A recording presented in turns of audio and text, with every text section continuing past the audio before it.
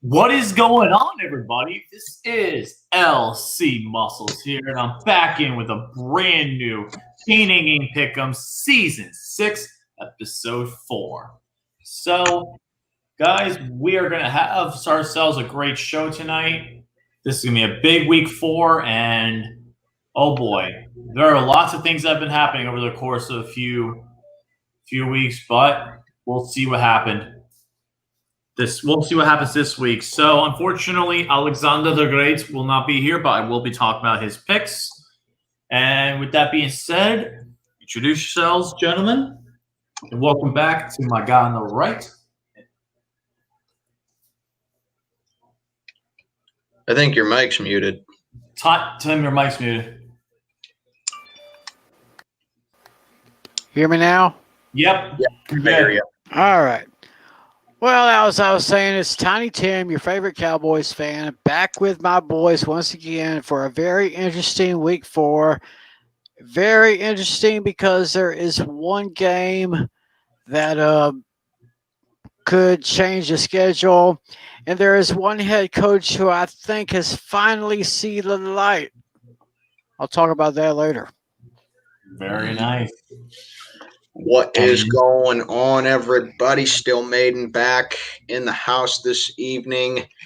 Yeah, definitely some games worth talking about this week. And,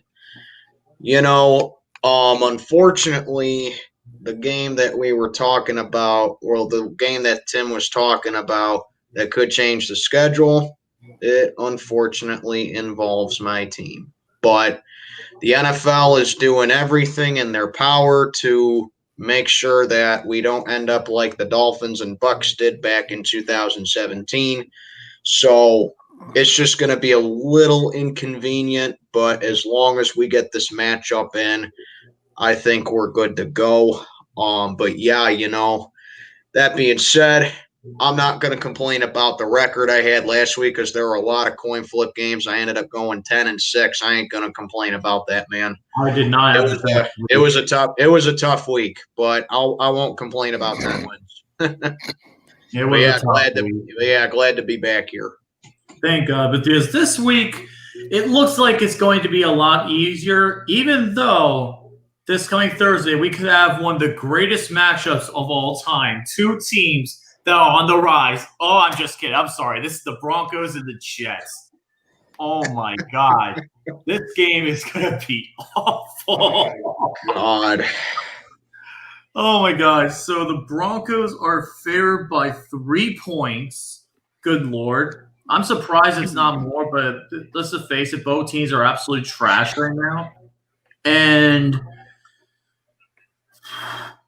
oh, wait, actually, no, it's the Jets are favored by 1.5 now? What? That makes no sense. Oh, my God. Well, maybe because the Broncos are starting a new quarterback this week, and Alex wanted to talk about if there are announcers. Well, there's the Thursday night games and the Fox games will be done by Beavis and Butthead. Yeah, isn't that just like the cherry on top, the diarrhea Sunday right there? You get such a terrible matchup, and on top of that, you got Joe Buck and Troy Aikman announcing it. God, that's going to be awful. Good. Icing on the cake. And one of the best referees in this game is working this game. Jerome Boger is working this game. Wonderful. So bad. Wonderful. And you get bad officiating, too. So who do you guys got and why in this? Oh, boy. This matchup. I mean, look, I'm not going to really fault the Broncos a whole lot for this situation because they're pretty banged up right now. I didn't think that they'd be 0-3 starting this year considering the team that they have. But, they're just pretty beaten up right now. Not really their fault. But, it is what it is. I believe that the great Bill Parcells once said, you are what your record says you are. But Denver, if you look at it, I think they're much better than an 0-3 team because they should have won week 1. And then, they made it close with us, but really we outplayed them. And then they got destroyed by Tampa. So, At worst, I think they could be 1-2, but you are what your record says you are, like Bill Parcells said. Then you got the Jets. I mean, the Jets are just miserable, plain and simple. They're the worst team in the NFL, in my opinion. And I got to say this about the Jets, though. The people that blame Sam Darnold for the Jets being this bad, they don't know anything about football. I mean, Sam Darnold is not the reason that they're 0-3. He's playing pretty well. It's just Adam Gase is the worst coach in the league. He is terrible.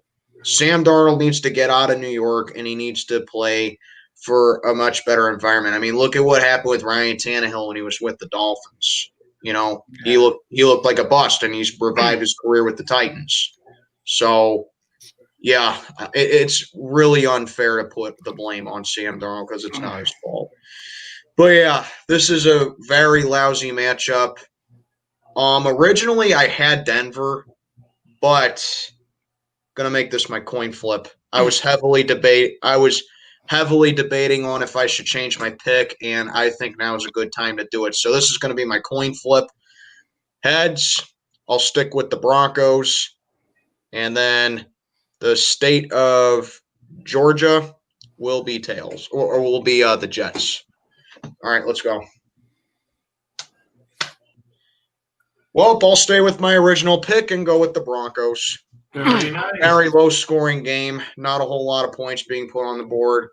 I'm going to say Denver 19-13. Tiny Tim. Okay. Hopefully this will not continue the notorious trend that we had some years ago when Thursday night games were not very enjoyable to watch, because this one will definitely not be enjoyable to watch. And like I said, Denver's starting a new quarterback. Jets are at home. And I'm sure, I don't know if he ever told you guys what the letters in the word Jets stands for. If I mentioned it last year, JETS, just end the season. Yes. Yes. That's what they should do here. But I was thinking back and forth on this one. The lesser of two evils. I'm actually going to take the Jets, but not by much. This will be a low-scoring game, as Steel Maiden just pointed out. I'm going to go Jets 18, Denver 14, and I'll probably shit my pants if the Jets actually do win this one. Before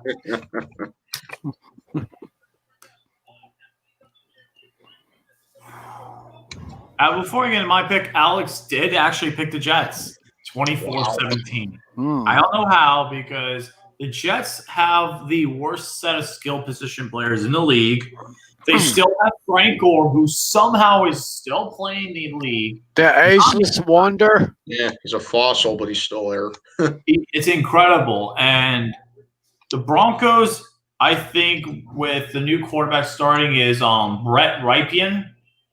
And I think it's Brett Rypien or something like that. He's going to be starting this game. The Broncos still have a lot better passing options in regards to their game instead of the Jets. The Broncos have much more talent on offense, and they're going to have to rely on their offense because their defense is pretty much injured to hell. I think the Broncos will win this game. I think it'll be very close. So I'm going to say final score 23-17. Give me the Broncos. Mm-hmm. Now we get to the next game on the list, which actually will be my coin flip game of the week. The Indianapolis Colts and the Chicago Bears. This game is in Chicago, and the Colts are a 2.5-point favorite. The referee is Craig Wolstad. And who do you guys got? Why? This is an interesting game here, as you just said. The Colts, I think they've responded very well after losing to one of the worst teams in the league in Week 1. And, I got to eat a little bit of crow with Indianapolis. I said they weren't going to be that good of a team before the season started just because they got Phillip Rivers. But, their defense, the Colts, they have a good defense. I'll give them that. They got a very solid defense. I mean, granted, they beat two very bad teams right now in the Vikings and the Jets, but still, the defense looks very strong so far. But I still stand by my statement by Philip Rivers. He's in the twilight of his career. He's throwing a lot more interceptions now, and I think it's just time for him to call it a career. He got his 400th career passing touchdown. I think he should just call it a career. But yeah, man. Other than that, the Colts, they got a solid run game as well. So Indianapolis, they're a team on the rise, and then you got the Bears, who are by far the weakest 3-0 team I've ever seen. Thank you. They should. I'm telling you this right now. The Bears should be 0-3. They should be. Yeah, DeAndre Swift, he should have caught that damn pass in Week 1 for the Lions to beat the Bears. Week 2. The Giants stall at the goal line in the final seconds, and they get an offensive pass interference call against them. So they barely held. They barely held off the second worst team in the league in the Giants in Week 2. That should have been a loss for them. And then last week, they won just because Atlanta melted down again. God help that. Say an Our Father for that fan base down there, by the way. But, the Bears, they are the weakest 3-0 team I've ever seen, although Nick Foles does look decent. But I do agree with them starting Nick Foles for this game because he's definitely way better than Trubisky is, or Trubensky, as he should be. Yeah. But I know a lot of people are picking the Bears, but I'm actually going to go ahead and take Indy to win this game. I think that they're going to give the Bears a little reality check. They're just going to run into the better team, and I just think Indianapolis is the better team in this game, and I got their defense containing their offense, and I do think the Bears defense is going to keep it relatively close, but I just got Indy handing the Bears their first loss. Give me Indy here 23-13. Interesting. Well, at the beginning of the show, I said there was a head coach who has finally seen the light, and that would be the coach in Chicago. Like I said, I've never trusted Mitchell Trubisky, so you decided to bench him, put in Nick Foles. Nick Foles, a proven quarterback, even though I'd say Nick Foles overall would be above average, but way better than Trubisky. Indianapolis has kind of been a little bit of a surprise here, and I agree. Steel Maiden Chicago is probably the worst 3-0 team right now. Mm-hmm. But I'm actually going to go the other way on this one. I'm going to say with a change of pace, Nick Foles at quarterback, I say the Bears may have a chance in this one. I say give it to the Bears 28-20 over the Colts. Wow, very nice. I like that pick. Alexander the Great picked the Colts 28-21 over the Bears. And with Nick Foles and Philip Rivers both competing in this game is really unpredictable because you don't know who's going to come out on top. So that's why I'm using my coin for my coin flip game of the week. Bray Wyatt will be the Bears. The Fiend will be the Colts. Here we go. And it is Fiend. So I will be going with the Indianapolis Colts here. I think the Colts will win this game by a late field goal, 28-27. Give me the Colts in this game. It's going to be a very close game, though. Very close game. And I'm excited to see. Next game we have is oh, God. This game's going to be pretty bad. The Jacksonville Jaguars. Bengals. This game is in Cincinnati, and the Bengals are a 3-point favorite. The referee for this game is Alex Kemp. Not bad of a referee, under one of the referees. Who do you guys got and why?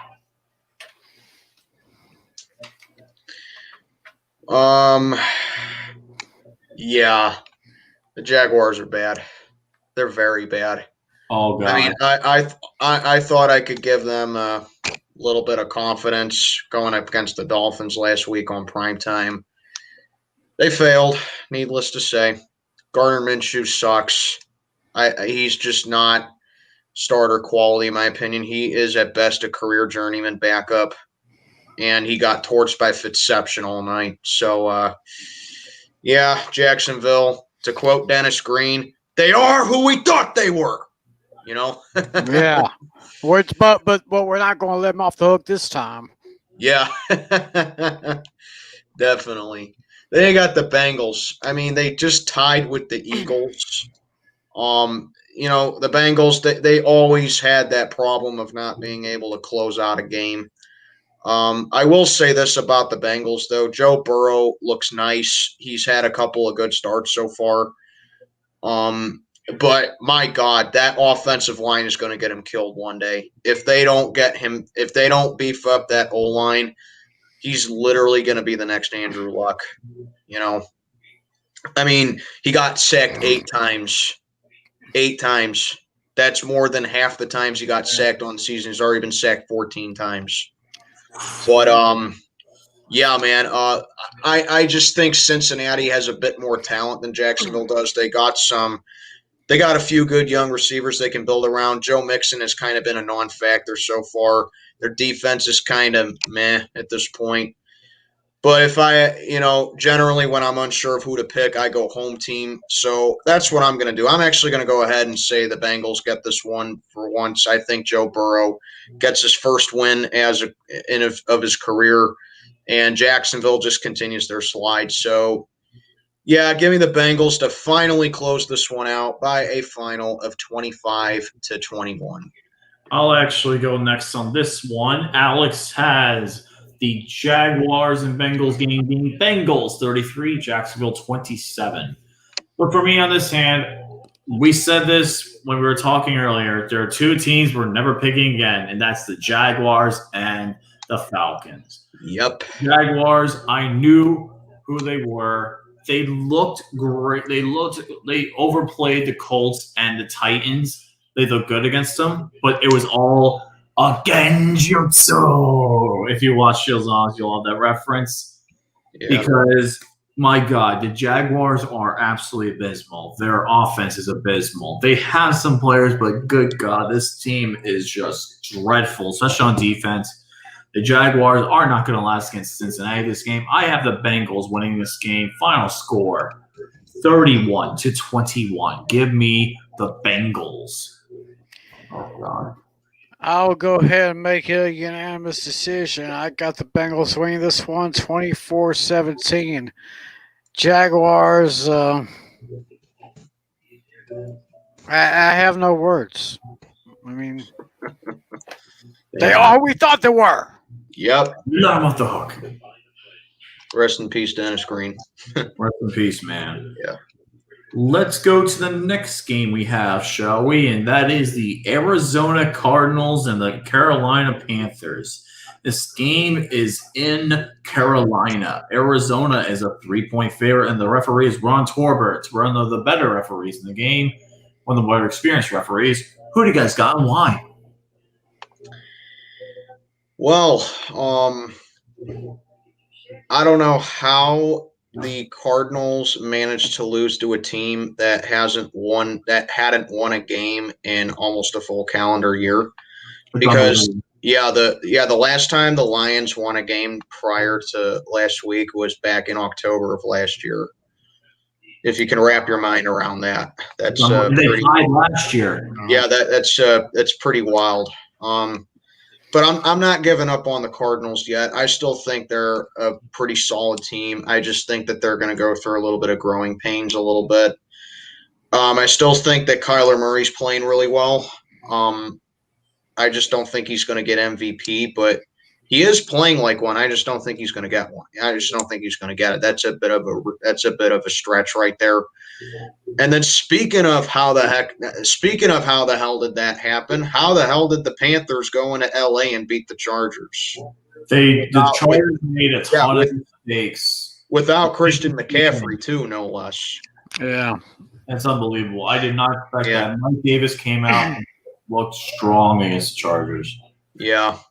So this one was a little difficult for me to decide at first, but I decided to give Arizona the benefit of the doubt and just say that, they kind of fell for a trap game.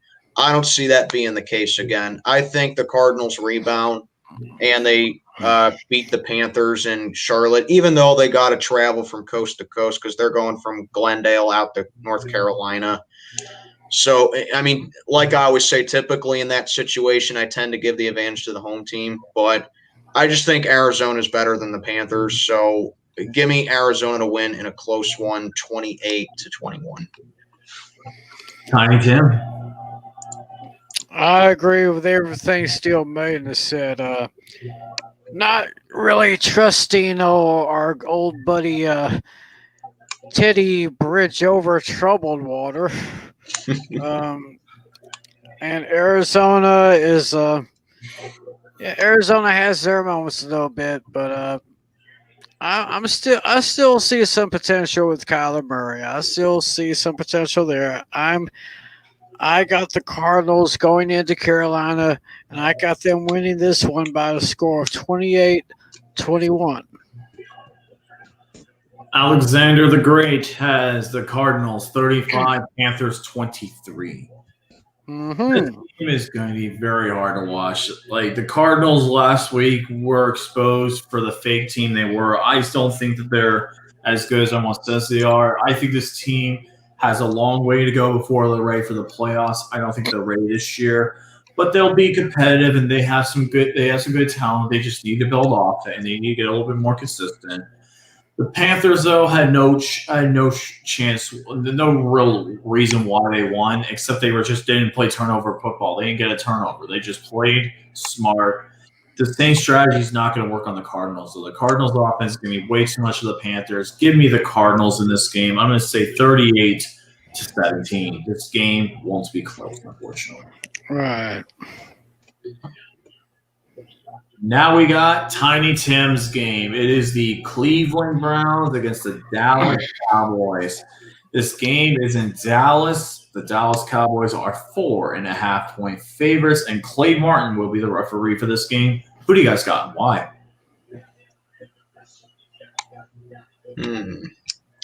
This is an interesting one here as well. On one hand, the Browns are 2-1, and they look like they clicked on offense a little bit after that. What do you call it? After they only put up 6 points against Baltimore, so it looks like they responded to that. And while the Yankees just hit a grand slam and they lead the Indians now. Wow. But it's over. yeah. But anyway, so part of me wants to say the Browns have turned around, but still their defense is just very suspect. Still, I believe they let Dwayne Haskins have a half decent game, in my opinion. And then the Cowboys, I mean, they lost, but I got to say Dak Prescott is playing pretty well so far, in my opinion. I mean, he threw for almost 500 yards against Seattle. He threw for 472 yards against Seattle. And they lost. I mean, they lost because, I mean, Russell Wilson, he's the MVP in my book. He's MVP this year. He's the best quarterback in the league, in my honest opinion. I think so. Yeah, so, I mean, they just ran into the better team, that's all. But I think with this matchup, that puts the Browns at a big disadvantage. The Cowboys, they got a very good set of receivers, and I just don't think the Browns are going to be ready for that matchup yet. Obviously, your premier matchup right here, I think, is going to be Nick Chubb against Ezekiel Elliott, two of the best young running backs in the league. So, yeah, I think this is going to be a pretty high-scoring game. But I am actually going to go ahead and say Dallas rebounds and gets this win. I just can't see the Browns at 3-1, and with the way the Cowboys have played, I can't see them starting off 1-3. So I think both teams get back to 500. So give me Dallas to win this one. Pretty high-scoring game, 31-29. Sorry, guys. What the fuck? Psycho Mike again. God damn it, dude. Psycho Mike, you got me again, man. Like, these pictures you keep sending me, man, they just literally come out of nowhere. And I'm just like, oh, Jesus. God damn it, Psycho Mike. Okay, that was funny. And you also got me a little bit too with that face, man. So, my thoughts on this game, I'm just going to say this. The Cowboys, though, their defense, especially the secondary, is very sus. But the thing is, though, the Cowboys do have one of the better offenses in the league. The Browns, they can run the ball pretty well, but the rest of their offense, I wouldn't trust that with a 9-foot pole. And their defense, like Stillman said, is not that good at all. I think the Cowboys are going to be the better team here, and I think they will win. I'm going to say the Cowboys get this win convincingly. I'm going to say final score 42-28. Give me, how about them Cowboys? I wonder who Alex has. Alex has Cowboys 35, Browns 23. All right. Okay, now it's time for me to speak on my team. Very nice. Through the first 3 weeks of the season, I saw this on a Facebook post. For the first 3 weeks of the season, guess who is number 1 in yards passing? Dak Prescott. Dak. That would be Ryan Dakota Prescott from Mississippi State. I think he's got like 1,100, at least 1,100 or 1,300 so far. He's doing pretty good. 2 straight 450-plus yard passing games. Are you kidding me? That's unreal. I mean, this guy has got an arm. He's got an arm. He has great ability, and this receiving core got, of course, Amari Cooper. Haven't heard much from Michael Gallup in a couple of weeks. He's been there a little bit here and there. This rookie CeeDee Lamb, I love this guy. I have him on my fantasy team, so I can say the same. Yes, this kid, if this kid keeps playing the way he is, he will be an all-pro within about 2 to 3 years. And he's really good. And in some situations, they got this their wide receiver four on the depth chart. A guy named Cedric Wilson comes in a little bit when they need him. They really haven't been feeding Dak that much. I mean, they haven't fed Zeke that much. I mean, they just feed me. Kept talking about giving him the ball. Why don't they go ahead and do that? I hear that Cleveland does have a couple of good pass rushers there. I think we got a pretty good, solid O-line. Of course, once again, my concern is for the defensive secondary. And I just heard that Earl Thomas went to go to Houston, and chances are he will be signing with the Texans. So that's another opportunity missed by hardhead Jerry. Trust me, you're better off without him. Well, yeah, after he was released from Baltimore for contract detrimental to the team or detrimental to the league, that was kind of a red flag there. But anyway, I can see the Cowboys bouncing back after their loss to Seattle. They just can't be making too many mistakes, though. Mistakes they made against those Atlanta Turkeys. Then last week against the Seattle Buzzards. The Buzzards. Yeah. But this week they just got the Cleveland Brown Baggers. So give me I gotta go with my boys. I can see another at least 300-yard game from Dak. I can see CeeDee Lamb getting at least 100 yards receiving. Maybe Cooper here too.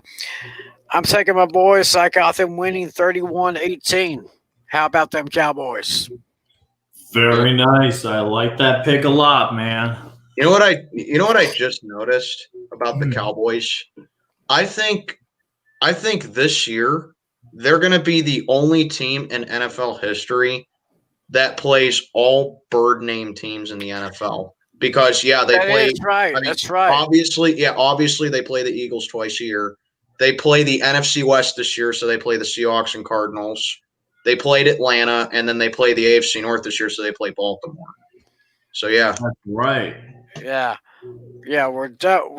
We're done beating up on the turkeys. Well, actually, the turkeys beat themselves. Oh yeah.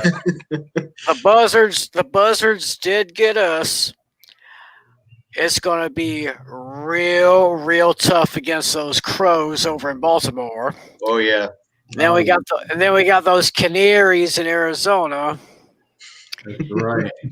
And of course, oh my God, every time I say their name, it just grinds my gears. Our 2 division matchups against those filthy Philadelphia turkeys or chickens. Yep, the chickens. Philadelphia chickens. Filthy Delphia. Oh man, it's going to be interesting to say the least, guys. So now we got our next game on the list, which is the New Orleans Saints and the Detroit Lions. Ooh, this game could be interesting. This game is in Detroit, and New Orleans is only a 4-point favorite.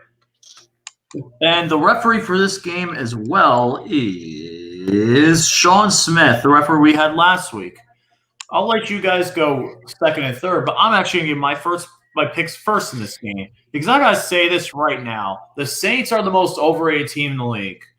Pure and simple, Drew Brees looks like he has a noodle arm now. It's embarrassing. The Saints this year don't have it. They just don't have it this year. I don't know what it is, especially without Michael Thomas. They look lost. And their defense and their team overall is penalty-stricken up the ass. This team is overrated. I think the Buccaneers are the better team in this week. I think the Buccaneers will definitely overtake the Saints this year because right now the Buccaneers look more of a complete team than the Saints do. But the thing is, though, the Saints have been playing down the competition. They let the Raiders win, and they absolutely looked embarrassing on Monday Night Football. They looked terrible last week against the Packers for the most part, and now they got to play the Lions. If the Saints lose to the Lions, their season is over. There is no way they can cover. This Lions, I will give them credit. Their offense has looked very strong and very competent at points. And the only problem I have with Detroit is their defense is way too reckless. And the only good player I see right now, Jeff Okudah, is the only good players I've seen for Detroit right now. So, yeah, I'm actually going to go ahead and go with the Saints. But this game could go either way. I mean, the Saints lose, I could see it happening. I have the Saints winning this game in a shootout, 38-36. And last but not least, also, Alexander the Great also is picking the Lions in his upset pick of the week. Lions 31, Saints 30. Wow. That's full. Oh boy, I agree. This is definitely an interesting game because the Saints, like you said, they look lost right now. They're off to a slow start. Drew Brees, he definitely does look like he's missing Michael Thomas. On the other hand, though, Alvin Kamara is a beast. He had that ridiculous run against the Packers. Yeah. But that was like beast mode 2.0 right there. And ironically, beast mode happened against the Saints. But the Saints, they're off to a slow start, but man, their defense is just really bad. It really is. The Saints, they're strictly an offensive team. I don't buy their defense whatsoever. And then the Lions, they should be 2-1. Okay, they should be 2-1. I can't stress this enough. They should have beaten the Bears week 1. If Swift makes that catch in the end zone, the Lions are 2-1. Mm-hmm. And they just went down into Arizona and upset the Cardinals. So the Lions, they got some momentum coming in. They've looked a little bit competitive. So I think this is a matchup of two very desperate teams right now. Never thought I'd be saying that this is a must-win for the Saints in Week 4, but I don't know. I'm going to go with experience here. I just don't see Sean Payton losing 3 straight, and I just don't see him having his team being a big, deep hole after the first quarter of the season. So, like, I definitely could see the Lions. I definitely do think the Lions will make it a great game just because New Orleans' defense sucks. But, I think at the end of the day, I think the Saints want it a little bit more, and they don't want to trail Tampa any further. So I'm going to go ahead and take the Saints in a pretty high-scoring game here. Give me the Saints 32-29.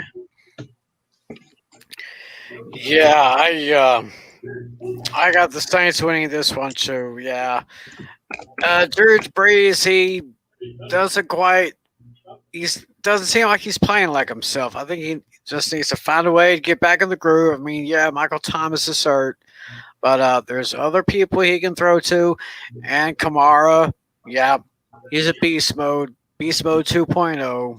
I agree totally with that. So I'm going to take the Saints to win this one, and I kind of agree that if they lose this game, their season could be in jeopardy. I got the Saints 30-17 over Detroit. Very nice. Now we get into one of those games where, come on, this is one of the next 2 games in a row are kind of obvious. One of them is my guaranteed team to lose, and the other matchup, oh boy, this is going to be really bad. Chargers and Buccaneers. This game is in Tampa. The Buccaneers are favored by 7 points, and the Buccaneers have Brad Allen as the referee for this game. Who do you guys got? Why?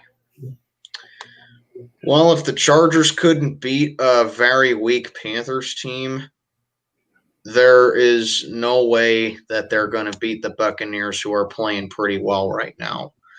Because I will say that Tampa, they kind of turned a new leaf over on defense. Their defense is playing pretty well to start the year.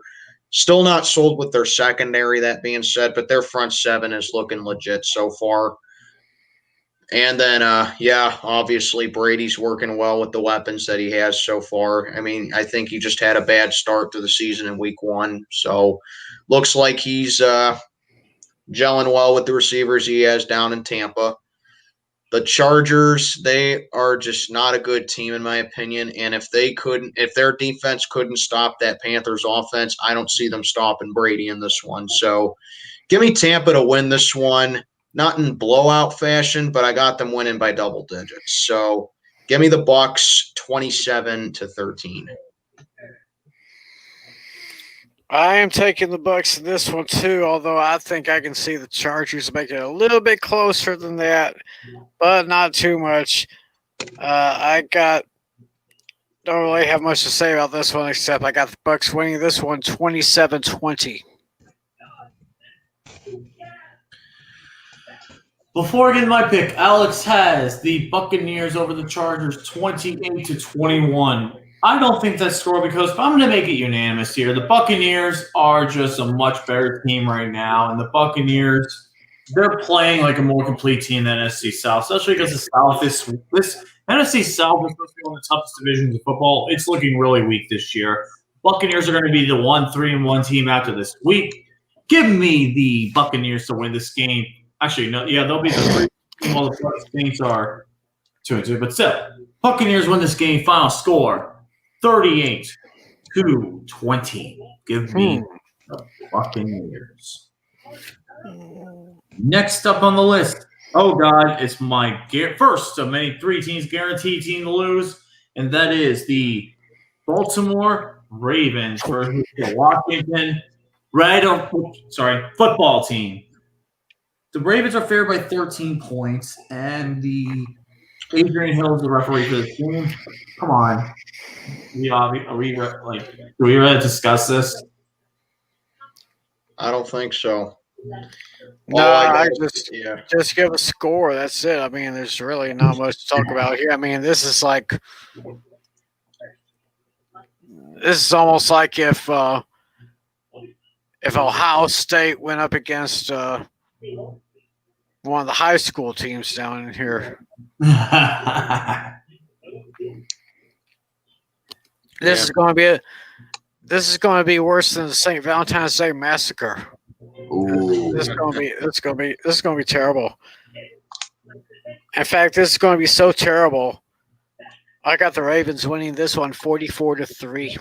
Ooh. Well, all I got to say is this.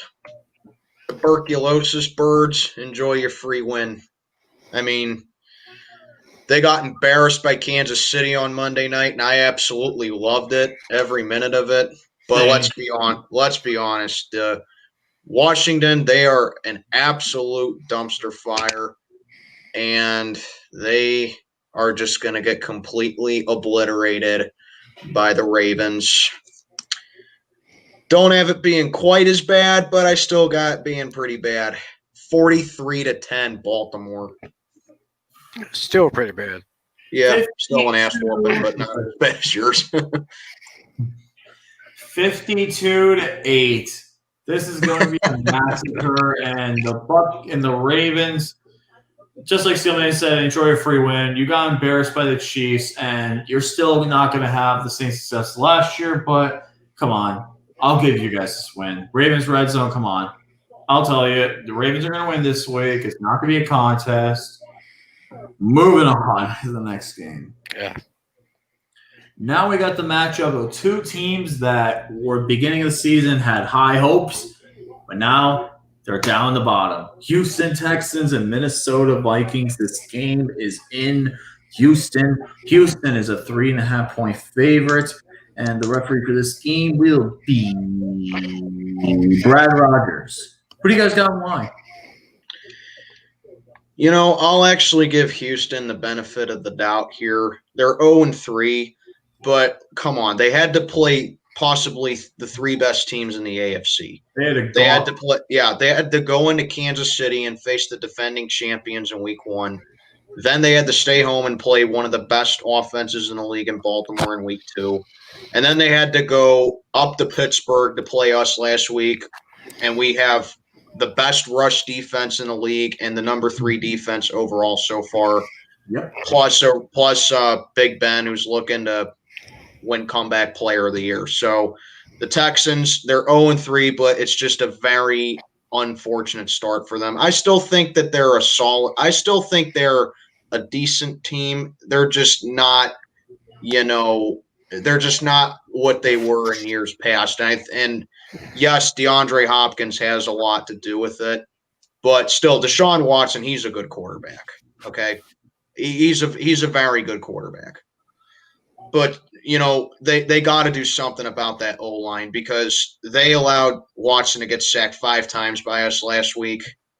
So yeah, the O-line definitely needs a lot of work, and the Texans, they need a better run game, in my opinion. But still, the Texans, they got some good playmakers. Then you got the Minnesota Vikings. I gave this team way, way too much credit in my season predictions. I had them winning the NFC North. But then the one time I finally give Kirk Cousins credit, he goes out there and plays like the quarterback I knew he was, throwing the ball in the triple and double coverage and throwing 3 picks a game. Minnesota is just off to a terrible start. They blew a lead on Tennessee. They were up 25-9 on them at one point. Tennessee came back and beat them. So you got 2 teams blowing 16-point leads in week 3. How about that? So, yeah, Minnesota, they're just off to a bad start. And normally this would be my coin flip game, but I know who the better team is between the two in this one. And that is the Houston Texans. I think they get over the hump and get their first win of the season. They take advantage of the Vikings, who are just playing bad football right now. Looks like Minnesota's missing Kevin Stefanski as well. I will say that.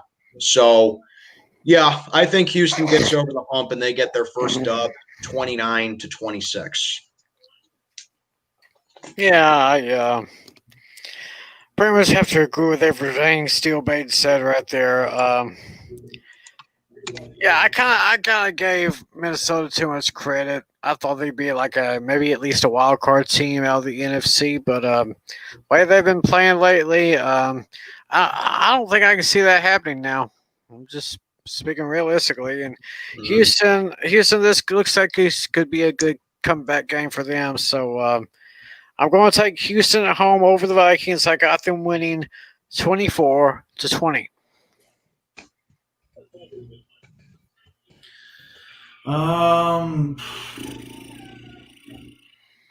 Houston, we have a problem, and it's Bill O'Brien's terrible coaching. Bill O'Brien could have had the Texans win last week, but you know what? He decided to absolutely play conservative, and they lost. And the Texans having to go against the gauntlet that is the top three best teams in the AFC is rough. And now you're going to play a sleeper team in Minnesota who should have won last week, but blew it to the Tennessee Titans. Good Lord, this game is going to be such a stinker. It's not even funny. This will be low scoring, and I think the Texans just have enough power just to barely get past them. Give me the Texans to win this game. Final score 30-28. Alex picks the Texans 34, Viking 21. Then we have the last 1 o'clock game of the week, and that is the Seattle Seahawks versus the Miami Dolphins. This game is in Miami. Seattle is a 6.5-point favorite. And the referee for this game is Scott Novak. Who do you guys got and why? Sorry, A. Pizzle, but Fitzception, he can carve up the Jaguars defense and win big time, but while Seattle does have a suspect defense, they have a much better quarterback. Because, like I said, in my honest opinion, Russell Wilson is the best quarterback in the league, in my honest opinion. And, you know, I keep saying week in and week out, and I even said it before the season started, Russell Wilson is my pick to win MVP this year. He is single-handedly carrying that Seattle team on his back. And I mean, just the way that he has just like been running around in the pocket because his offensive line is absolutely putrid, and he's running around, he's extending plays, and he is just launching the ball downfield with that arm that he has and hitting his guys. My God, Russell Wilson is just really, really elevated his game over the past like year and a half. And, you know, for as great as Patrick Mahomes is, let's be honest, he has loaded wide receivers and running back depth. He has loaded targets to throw to. Yeah. Russell Wilson is doing this with receivers that would be number 2 or number 3s at best on other teams, you know.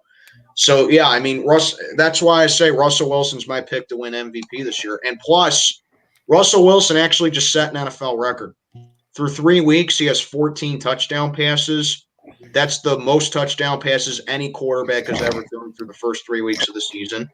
And he's also coming off 2 back-to-back. He's also coming off 2 straight 5 touchdown pass games. First time a quarterback's done that since Big Ben.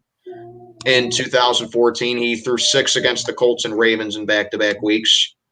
And I can't stress enough, Russell Wilson is just playing like a god right now. You know, he's an elite quarterback.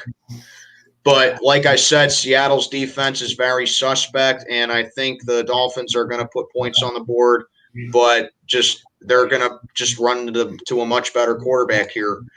So I got Seattle winning this game. Not blowout fashion, but by double digits again. Give me the Seahawks 42-27. Yeah, I agree totally. Russell Wilson, man, this guy is awesome. I mean, as Dan Patrick would say, he is simply en fuego. I'm going to tell you right now, he is going to really do it against Miami. Hey, Pizzle, sorry, buddy. I got to go with the Seahawks in this one. Much better quarterback. I got the Seahawks winning this one by a score of 28-20. Go Buzzards. I will make it the trifecta here. The Seahawks right now have just too much firepower for the Dolphins to contain. The Dolphins, they're decent, but they still got a long way to go. And the Seahawks right now are one of the top teams in the league. Russell Wilson, like you guys said, is playing MVP caliber levels of football. And it's just not going to be enough. The Dolphins are going to have enough to do a shootout with the Seahawks. So give me the Seahawks to win this game 35-31. And Alex actually has the Dolphins in another upset. Dolphins 28, Seahawks 24. Hey, I respect your pick, man. But Yeah. I try to be as real as I can. Yeah, I have to be real too, man. It's not going to be easy for Yep. Yeah. I mean, yeah, I like that. I like to say the Steelers have a shot at winning every game, but sometimes I have to pick against them, and it hurts to have to do that, but it just is what it is. Yeah, next game is the second of actually. Yeah, I already did one guaranteed team lose. Time to make it the second guaranteed team lose.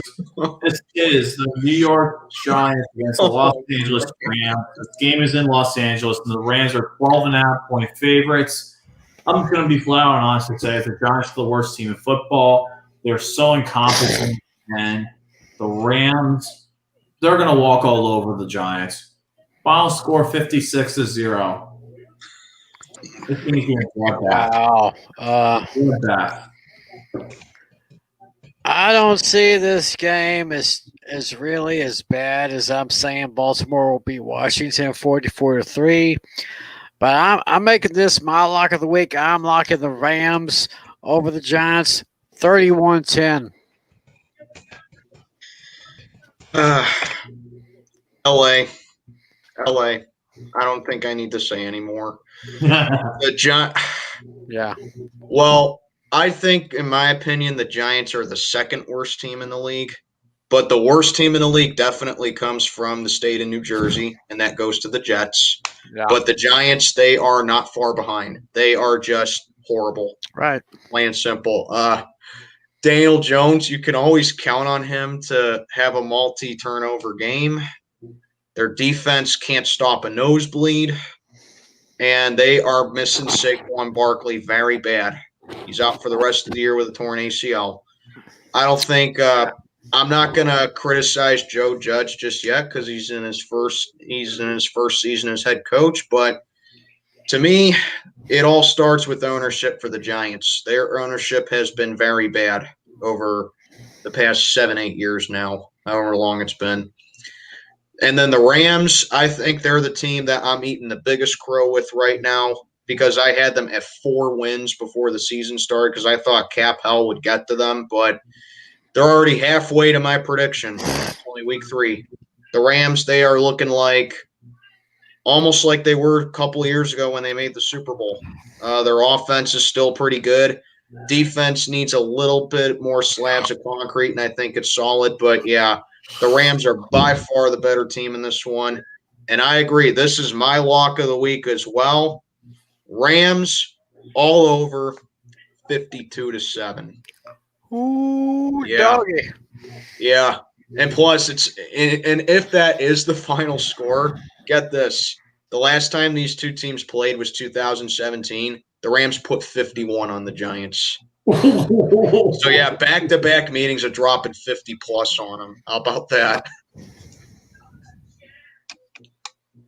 Oh, boy. Oh, yeah, I forgot to mention Alex's picks for the Ravens and the Giants. The Ravens, he had 34-17, his stone cold lock of the century of the week. Uh-huh. The Rams over the Giants, 38-10. Oh, yeah, and the Rams-Giants, let's make that my stone cold lock of the century of the week as well. Yep. Next game we are going to is the New England Patriots and the Kansas City Chiefs. This game is in Arrowhead. The Chiefs are a 7-point favorite, and Tony Cornette is the referee for this game. Who do you guys got? Why? Well, this matchup, it definitely doesn't have the aura that it had in years past, but it can still be a good game in my opinion. It could still be a good game.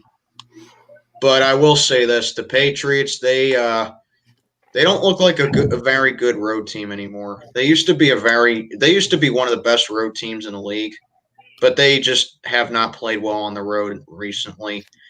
In Kansas City, I mean, even though home field advantage doesn't really mean anything this year, they're still a very tough team to beat at Arrowhead. And Patrick Mahomes, he is just next to unstoppable at this point. He can make any defense look irrelevant. Seeing how he absolutely destroyed the Ravens on Monday night, which can't stress it enough. I freaking love to see. Mm-hmm. But yeah, I think it just boils down to who has the better team. I think Cam Newton is going to cause problems for Kansas City's defense a little bit because the Chiefs they're not really good at stopping the run, and Cam Newton, the running quarterback that he is. But overall, Kansas City, they're just the better team. They got more firepower than the Patriots do, and I think KC comes away in a pretty high-scoring game. Give me the Chiefs to win this one 37-32. Yeah, just like Steelman said, this it's not quite the same now that Brady's no longer in New England, and this would have been really great if he was still there, but I'm going to take I'm taking the Chiefs this one. Patrick Mahomes, that guy is just simply amazing. This young quarterback that they got here, and I'm taking the Chiefs in this one. Taking the Chiefs over the Patriots. I got a final score 38-27. Wow, actually, it was close to Alex's score, which is Chiefs 37, Patriots 24. Wow. I had the Chiefs putting up a 40 burger against the Patriots. The Patriots in years past have been able to compete with the Chiefs, but this time it's not going to happen. The Chiefs' offense is way too packed and way too powerful for the Patriots to contain. Bill Belichick will not have enough pieces to contain everything, so give me the Chiefs to win this game 42-24. Wow. Very nice. What's up, ladies? Everyone, thanks for tuning in. Lady Steel just joined the chat. Now we got actually, I think this will be the best 4 o'clock game of the week. The why did I mess up? The Las Vegas Raiders. I'm still not used to that yet. Versus the I'll never get used to that. Versus the Buffalo Bills. This game is in Las Vegas, and the Buffalo Bills are 3-point favorites, with the referee being Land Clark. What do you guys got and why? This is an interesting game. The Bills, I think when it comes to MVPs, people talk about Russell Wilson. They talk about Patrick Mahomes. They talk about Aaron Rodgers. They talk about Lamar Jackson. I think you got to start putting Josh Allen up there because Josh Allen, he's off to a pretty solid start, playing like an MVP, really. He has two straight games of 4 touchdown passes? Yep. Yeah.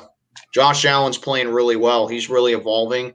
Stephon Diggs is forming great chemistry with him, and you got that Buffalo defense. The Bills defense looks very strong, but I'll tell you what, they almost pulled an Atlanta Falcons. They led 28-3 over the Rams. The Rams scored on 4 straight possessions, and the Bills were still able to hold them off. Although I do think low-key the Bills got gifted in that game because of a questionable call, but still they were able to pull away and they were still able to pull away and beat the Rams. So, yeah, Buffalo, they're playing really well right now.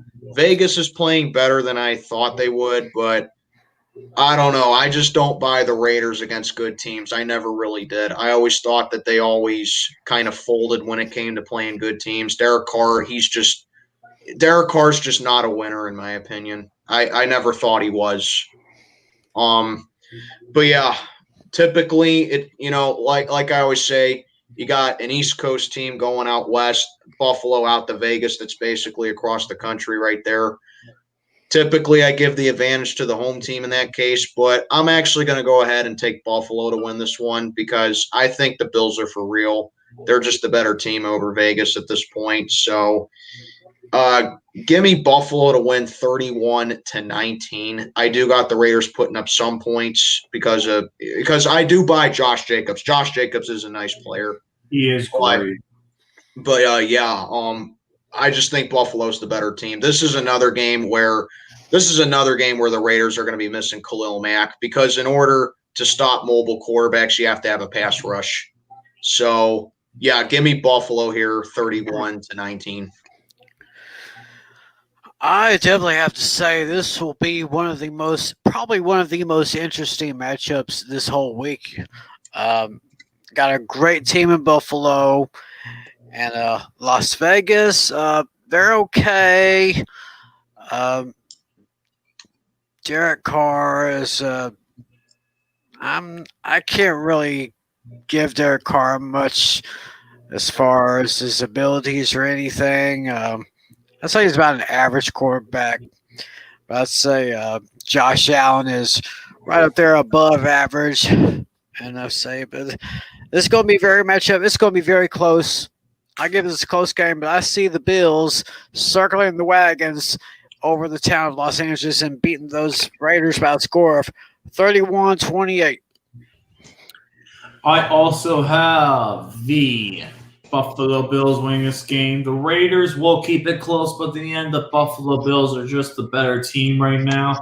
The Raiders got exposed to the Patriots last week, and I just don't see them competing against very strong teams. So I got the Buffalo Bills winning this game. Final score 34-30.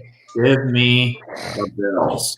And Alex also has the Bills, but his score left open mine 33-30. Wow.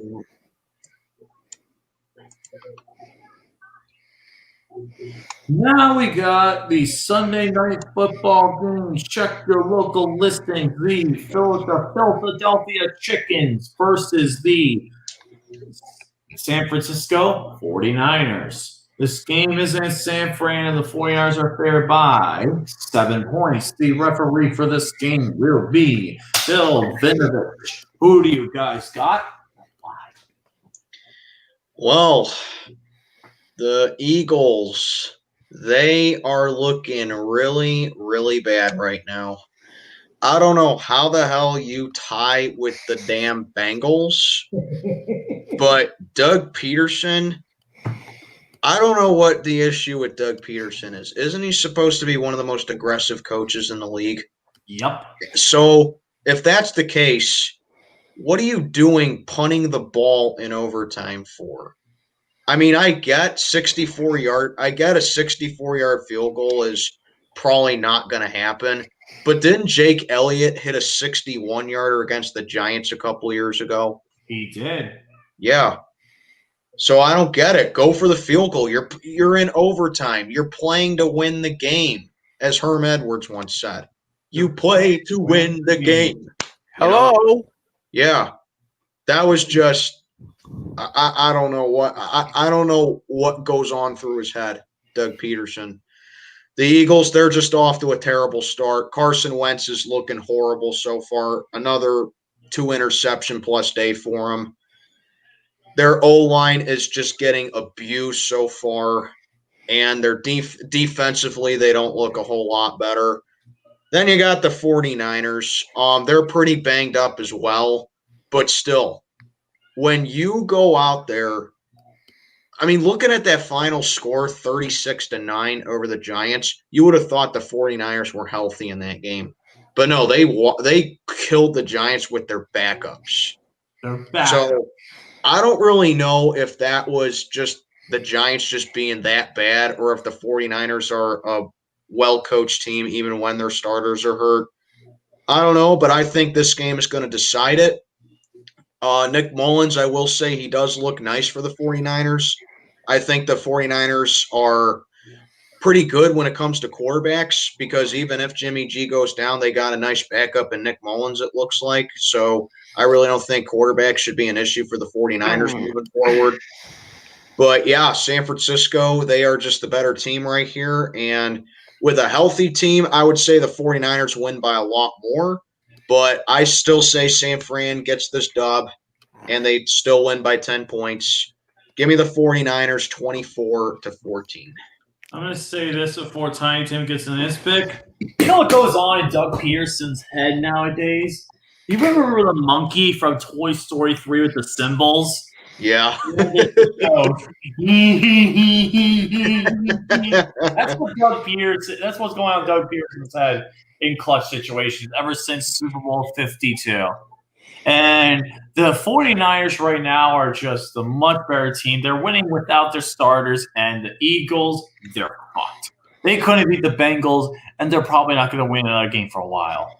So give me the 49ers to win this game 49-12. Wow. I know. All right. Well, looks like those Philadelphia chickens are going to have their goose cooked this week. They're heading over to San Fran to take on them Niners. This backup kid for San Francisco, Nick Mullins. thank you very much, bud. Nick Mullins, he's doing quite well filling in for the injured Jimmy Garoppolo. And for the chickens, I must mention this. Did you guys see EDP, my favorite Philadelphia Chickens fan, take down all of his stuff? Yep. He's done with the Eagles. Oh, boy. He threw his framed Carson Wentz poster right in the trash. And he broke it, too, on camera. Yeah. He broke it with his knee and just smashed it. And we're just going into week 4, people. So this could be a very long season for them chickens, but I'm going to give it to the Niners. They are better all the way around. I say the Niners beat those chickens 35-17. Die, chickens, die. I love it. Yeah. This just came to me. Did you guys catch the debate last night? Yes. No. What was it that Trump said at one point? Bad things happen in Philadelphia. Yep. We do. He's right. Could that be an omen? He ain't wrong, I'll tell you that. Could be an 0-15 in one season. You never know. Maybe. Oh my God. Now Alex picked the game. 49ers 26, Eagles 21. Now we get into the possible first or only Monday night game of the week. And it is my third and final team guaranteed to lose. These Green Bay Packers and the Atlanta Falcons. This game is in Green Bay. The Packers are a 7-point favorite. And Carl Peppers is the referee. Who do you guys got and why? This is my other team that's guaranteed to lose this week. Because the Falcons, like I said, everybody's saying our father for that fan base down there. Okay? You blow a 19-point lead against the Cowboys? I think it was. Yeah, they were up 29. They were up 26-7. I remember it being 26-7 too. So 2 19-point leads against the Cowboys. Yeah, and they blew And then it. last week, you blow a 26-10 lead on the Bears in the fourth quarter.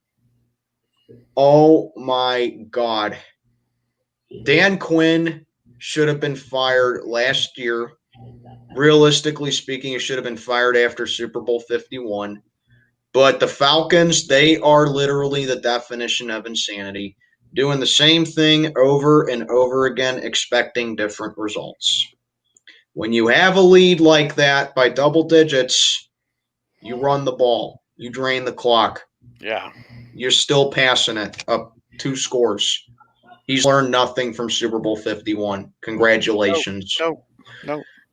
But yeah, so if they melt down twice in back-to-back, 3 times in back-to-back weeks, now they're playing the Green Bay Packers, who, in my opinion, are the best team in the NFL right now, with Aaron Rodgers pretty much turning the clock back to 2011 with how he's playing, and with Aaron Jones being, just really elevating his game as well. This is a no contest. Atlanta won't blow a lead in this game because they're never going to be ahead. Green Bay kills Atlanta here 49-17. Mine's going to be Packers 51, Falcons 24. Aha, well. So, I just got finished talking about those filthy Philadelphia chickens. Now I got to talk about those My Atlanta turkeys. Yeah, can't hold the lead. And, I think Maiden's right. They're not going to come back because they're not going to have a lead, not against the Green Bay Packers, not against that bad man. Bad man. Yep. Yeah, there's going to be no chance. And the other Aaron Jones, this guy is a great young running back, right up there with Josh Jacobs and Alvin Kamara. Those 3 guys are probably one of the 3 best young running backs in the league right now. I say I have a palindrome right here. I got Green Bay winning 41-14. Ooh, very nice. I like it. You don't know what Alex has for this game. And it's actually kind of funny. He has the Falcons going up 28, having 28-point score while the Packers don't have the lead yet. And guess what's going to happen? The Packers are going to take over and win. He has the Falcons blowing another lead.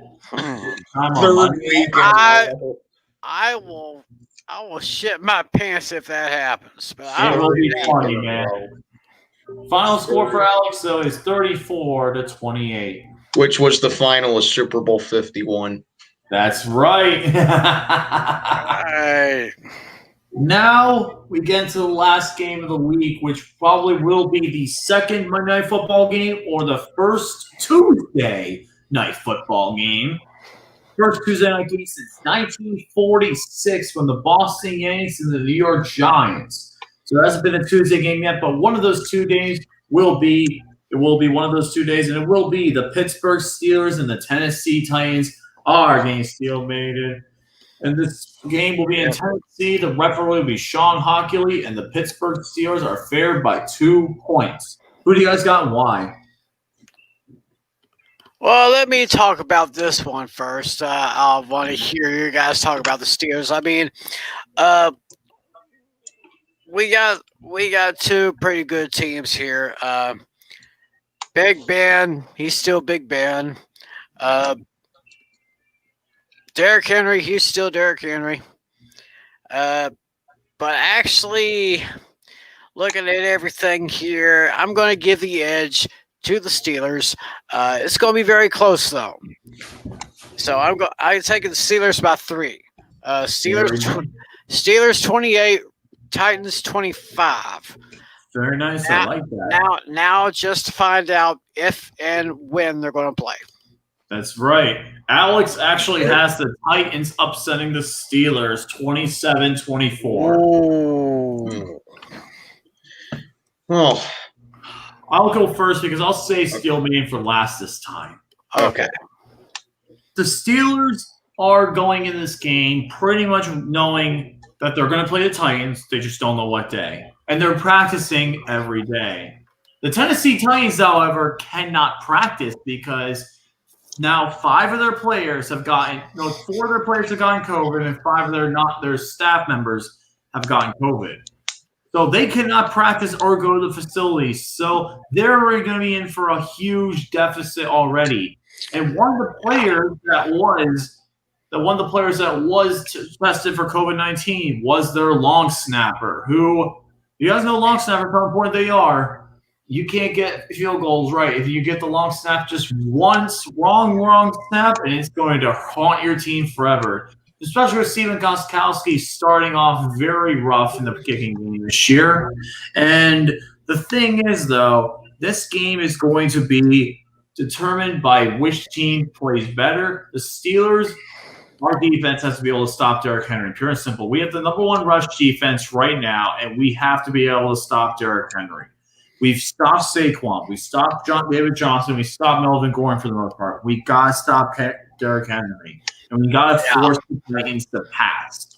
And I'll talk about this in my hate week as well. The biggest threat for the Steelers on the passing game is Jonnu Smith, one of the best young tight ends in the league. He is one of Ryan Tannehill's favorite connections. And A.J. Brown, he's probably more likely, another thing is, he's one of the better receivers in the league, young receivers in the league. He can't designate himself off the injury report or not because he can't be there. And they don't know if he's going to play. So this will be very interesting to see how the Titans will be able to actually play a game without barely practicing. The only 2 games they would be able to practice are Sunday and Saturday. If it's Monday, they might get an extra day of practice, but it's still very unlikely. And the Steelers, we've been practicing since Monday. We're ready to go. We're going to be ready to play strong. Our defense has to be ready. I think the Steelers will end up winning, though, and I think the Titans getting COVID is going to hurt them badly. I think they're going to be very unprepared. And I also will say this. Last week was the first time in 26 games the Steelers did not have a turnover. Thank God. Thank God. We need to keep that continuing, but we need to get the pass rush, and we need to get – also, another stat, the Steelers have had 60 games in a row with the sack, 60 consecutive games in a row. That trend needs to continue as well. I think those trends will continue. I think the Steelers, especially in prime time, the Steelers own the Titans in prime time. The Titans have only won once in prime time since 2005. That's insane. They've only won once in prime time since 2005. That was that Thursday night game, 26-23 game. Otherwise, the Steelers and Titans in prime time, we own them. And that trend is going to continue. Give me the Steelers to win this game. Final score, I'm going to say 31-17. Give me the Steelers. All right.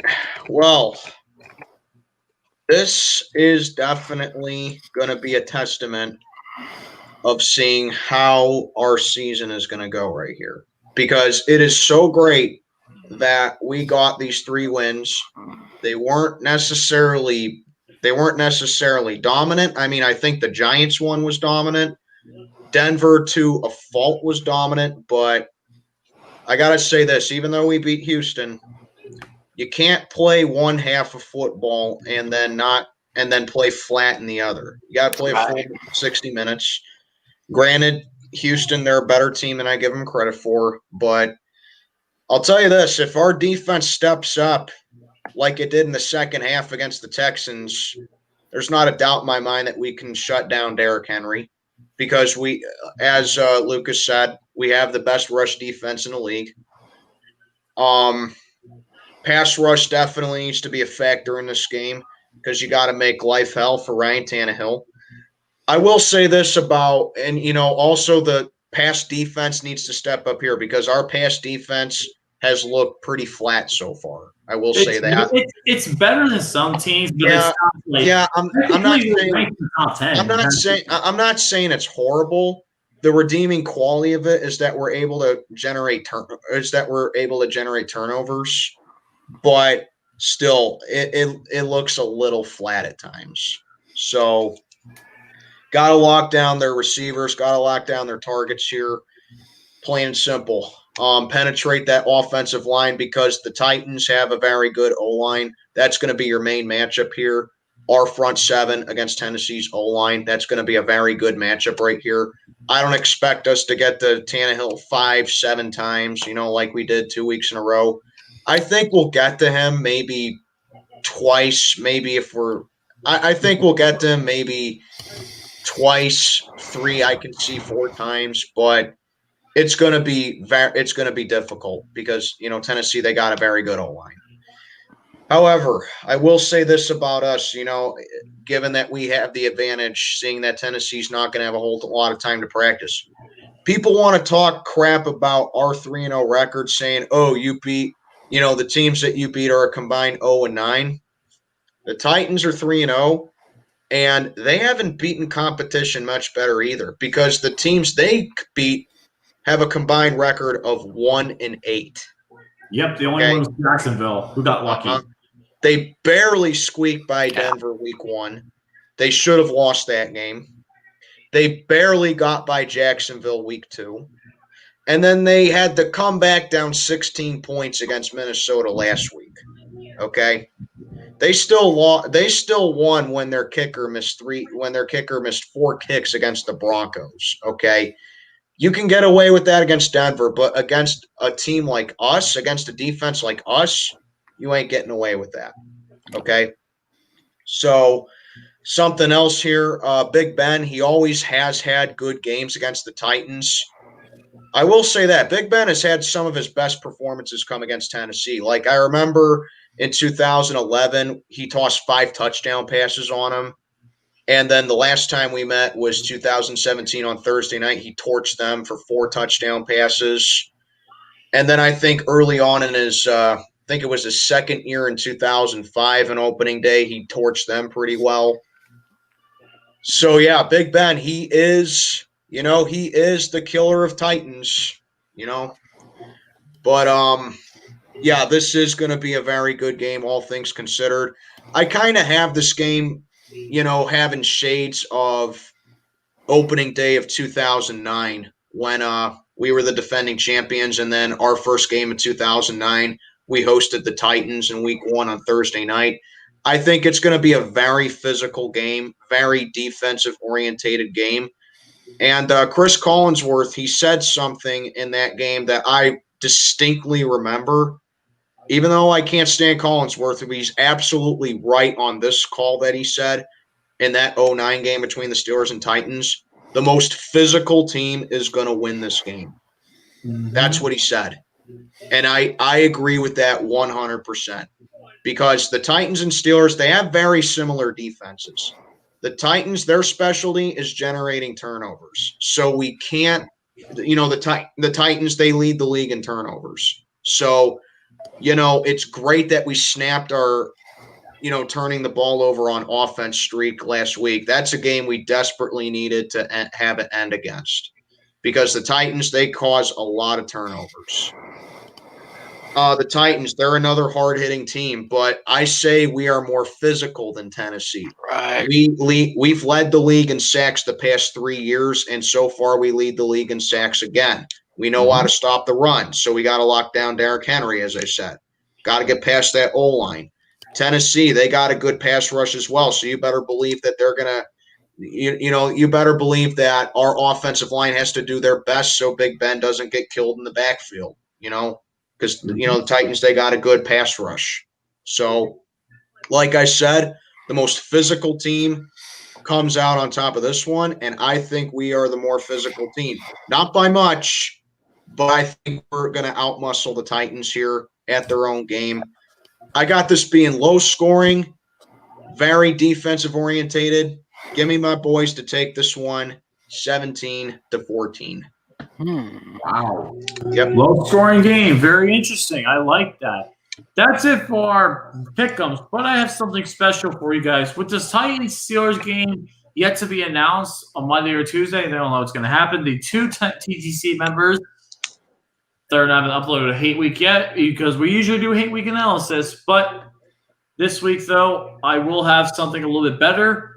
I was able to win my first TTC bet last week with the Texans losing. And Steven Rose, he paid up his bet. So we're going to watch Tim pay the bets. So we're going to go ahead and check that out right Yeah. now. We're going to show. I also made a bet with Steven Rose as well. So Yes, he paid you off. did. You did So win. Right. he paid off his bet to me as well. So good on him. If you're Very watching good Steven on him. Rose. So we're going to go ahead and we're going to watch him do his bets. So here we go. Here's the Budweiser. All right. So yeah, that's the tall boy for me. So he's got the fan for another bet. He had to pay off so many bets. Oh my gosh. Mad respect to him though. I agree. Yeah. I give him mad Make sure respect. it's going. Yeah. Very good vid maker though. Yeah. One of the TTC's finest, Steven Rose. Agreed.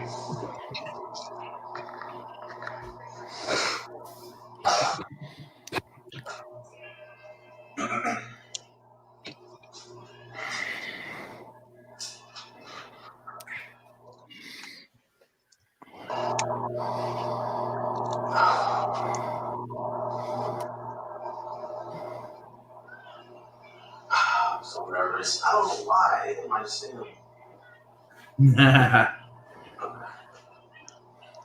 Shut on or shut off? I mean, I still got it. Okay, yeah, I don't want to take time on it. Okay, Mike's going. All right, here we go though. Fuck, I'll just go like this. Go 1, 2, 3. Oh no! Oh no! God, that could be cold though. Jesus. Yeah. Woo. Yep. There we go. That's a whole freaking 2-liter soda. Yeah. You also be careful because clothes get sticky as well. So. Yep. That's just cold.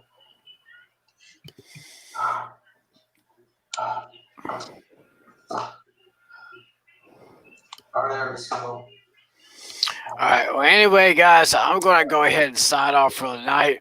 Thanks for letting me back in here. All right. We'll see. Very We'll see. good. I can be back here again next week. So thanks for watching, guys. See you Very later. good. Take it easy, guys. Yep. Take it easy, Tiny Tim. All Thanks right. for Take coming care, on. guys. Take care, man. Always great to have you on. Next is LC Muscles. Yep, here's mine. All right, LC Whoa. Muscles. He's got the Budweiser. It's just cold. Hold on, gotta open it. Eh, I'm gonna go get in the shower. yeah.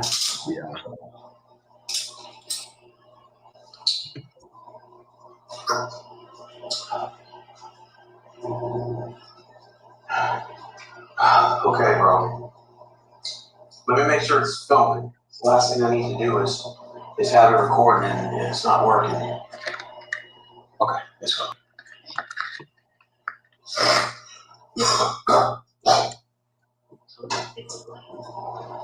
All right, LC Muscle. It's for you. Oh boy. Oh man. That's That is the unfortunate though. That is Not the only getting fun. yourself coated in Fanta, but also getting coated in beer. Oh. That's the burn. Oh man, it definitely does burn. Goodness gracious.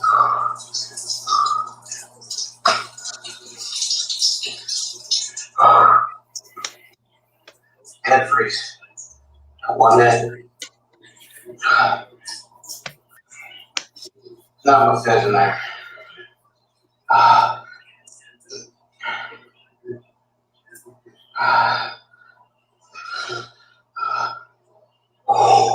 This one actually is worse.